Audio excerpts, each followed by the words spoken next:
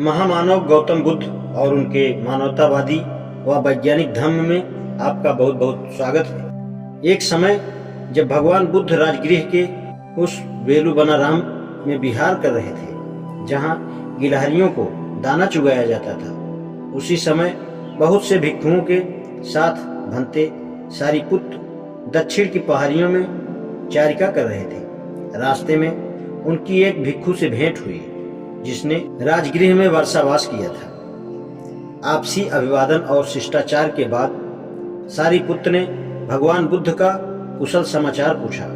उन्हें बताया गया कि वे अच्छी तरह से हैं और भिक्षु संघ भी सकुशल है। सारिपुत्र द्वारा राजगृह के तंडुलपाल द्वार के धनंजयी ब्राह्मण का कुशल समाचार पूछे जाने पर उन्हें बताया गया कि वह भी अच्छी तरह से है। तब सारिपुत्र ने उस भिक्षु से प्रश्न किया, और क्या धनंजयी ब्राह्मण अप्रमाद पूर्वक रह रहा है? भिक्षु ने उत्तर दिया, धनंजयी ब्राह्मण अप्रमाद पूर्वक कैसे रह सकता है? वह ब्राह्मणों और गृहपतियों को मोड़ने के लिए राजा का उपयोग करता है और राजा को मोड़ने के लिए ब्राह्मणों और गृहपतियों का उपयोग करता है। सुशील कुल से आई उसकी सुशील पत्नी भी अब मर चुकी है। उसने अब एक दूसरे पत्नी रख ली है जो न सुशील कुल से आई है और न स्वयं ही सुशील है।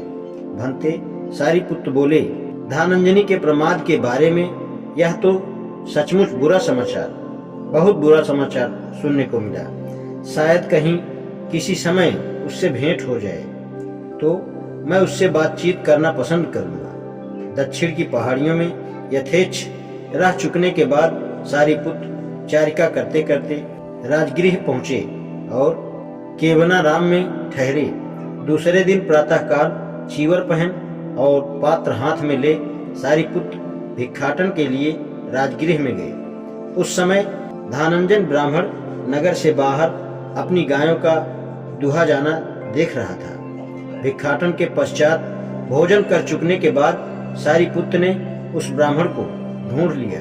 सारिपुत्र को आता देख वह ब्राह्मण उन्हें मिलने के लिए आया और बोला कि भोजन से पूर्व यह दूध पीने का समय है। ब्राह्मण, नहीं, मैंने आज का भोजन कर लिया है और अब मध्याह्न के समय एक वृक्ष की छाया के नीचे विश्राम करूंगा। मुझे मिलने के लिए आप वहां आना। धनंजयी ने स्वीकार किया और स्वयं खाना खा चुकने के बाद सारिपुत्र के पास आया और अभिवादन करके बैठ गया। सारिपुत्र ने ही बातचीत आरंभ की। धनंजयी, क्या मैं विश्वास करूं कि तुम में अप्रमाद जिज्ञासा और सदाचरण है?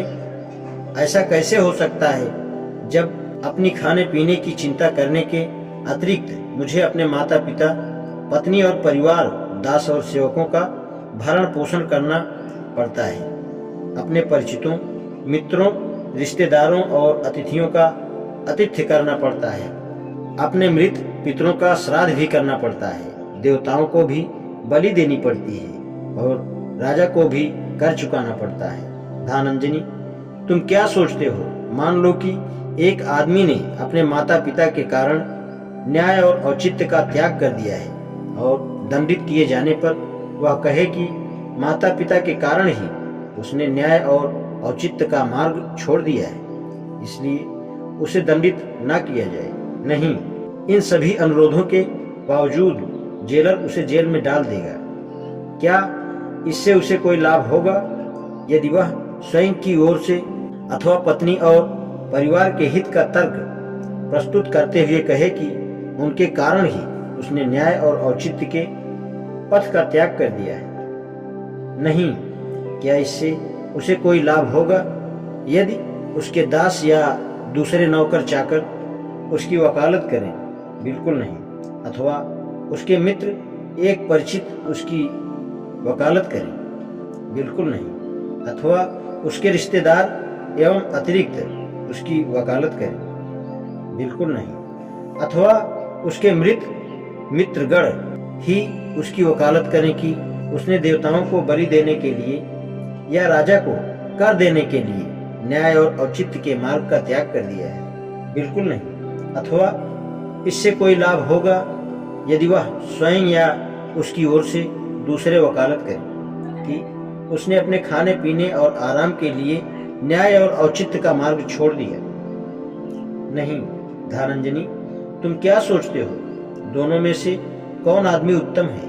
क्या वह अपने माता पिता की खातिर न्याय और औचित्य का पथ त्याग देता है, अथवा वह जो उनकी चिंता न कर न्याय और औचित्य के पथ को नहीं त्यागता? धानंजनी ने उत्तर दिया, बाद वाला, क्योंकि न्याय और औचित्य के पथ पर चलना ही न्याय और औचित्य के पथ का त्याग करने से अच्छा है। और फिर धानंजनी, दूसरे आचरण हैं जो स्वयं में अच्छे हैं, जिनके द्वारा व्यक्ति बिना कुमार्ग पर चले अपने माता पिता का पालन पोषण कर सकता है। तो क्या स्त्री परिवार और सभी दूसरों से संबंध में यही बात लागू नहीं होती? सारिपुत्र, यही लागू होती है। तब पूजनीय सारिपुत्र के कथन से प्रसन्न हो धानंजनी ब्राह्मण ने उन्हें धन्यवाद दिया और उठकर अपने मार्ग पर चल दिया। आज इतना ही, शेष कल। धन्यवाद।